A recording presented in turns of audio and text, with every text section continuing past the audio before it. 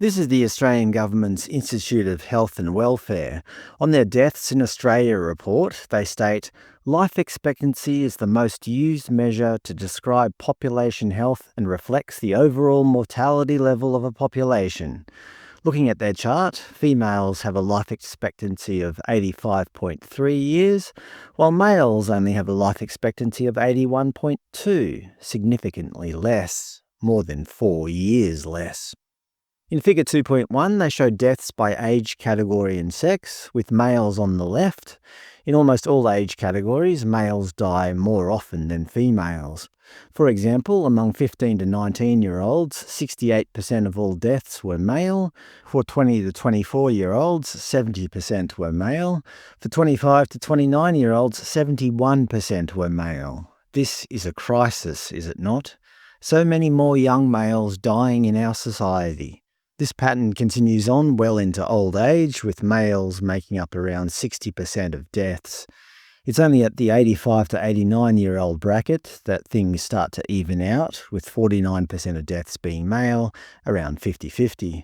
Less and less percentage of males die within the 90s, with the oldest category of 100 plus, only 22% of all deaths are males, obviously because there are so few men left, as they've all died off when they were younger. Even young boys are dying at a greater rate than girls. 59%, 57%, and even male babies and toddlers have a higher death count at 53%, which isn't that huge, but still, no matter how you look at it, males less than about 85 years old are dying off at a greater rate than their female counterparts. According to the government's Cancer Australia, prostate cancer is more prevalent than breast cancer, with more new cases every year.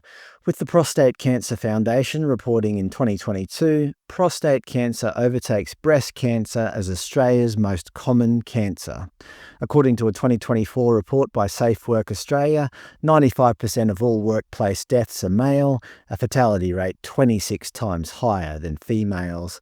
According to Lifeline, 75% of those who take their own life are male. According to the ABS, recorded crime victims of homicide and related offences were most commonly male, 65%.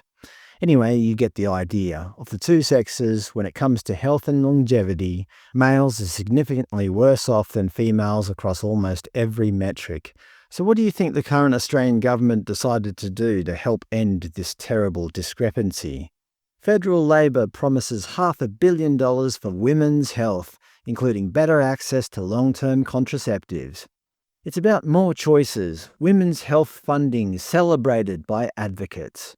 Yes, instead of trying to fix the divide, they instead pledge $500 million to the healthier sex. So why? Why would Albo's government do this? If he was truly serious about improving the health outcomes of Australia, he would surely make it clear to everyone that improving men's health is going to be his top priority. But he didn't. He did the opposite. Why? Well, clearly it's got nothing to do with health or statistics or, dare I say it, science. Obviously, this has everything to do with politics.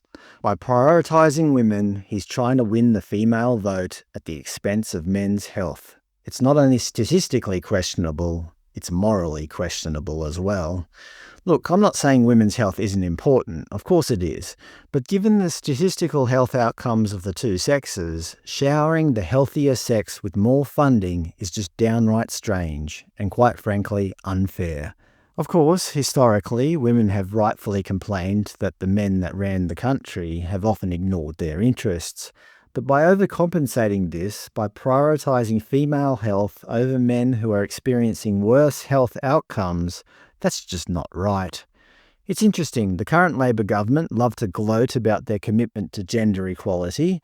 The government is now the first Australian Commonwealth government in history to be made up of a majority, 53%, of women. But does that give them permission to reverse their biases and ignore men? That's a very dangerous game to start playing.